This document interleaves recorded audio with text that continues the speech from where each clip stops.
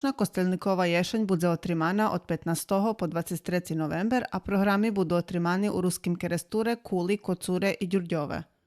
U ruskim Keresture i Kocure budu otrimani promociji novih knjižkoh, ktorý vydala novinsko vydavateljna ustanova Ruske slovo i stretnuca s spisateljami za dzeci osnovnih školoh, a tiži promociji knjižkoh i literaturno-muzični večari, u ktorých hodni uživati starši.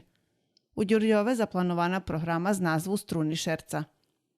U Kuli bude otrimane už tradicijne stretnuce recitatoroh i vistava fotografijoh. Poneže še toho roku označuju 50 roki od počatku recitatorskого ruhu u ruskim Keresture, stej nahodi tam bude otrimani okruhli stol, odnosno druženje starših i mladših recitatoroh z ideju čeranja iskustvoh medzi njima. Drugoho vikendu u Dome kulturi u ruskim Keresture hodno opatric projekciju filma Dereglja i vistavu Twitteratura zmura autorki Emiliji Čizmar, a Kostelnikova ješen še zakonči zo 21. pošoreb multimedijalnu programu Mladih ňovka, na ktorej še, jak i zvičajno, zo zrižnjima fajtami umetnosci predstavlja prave mladi.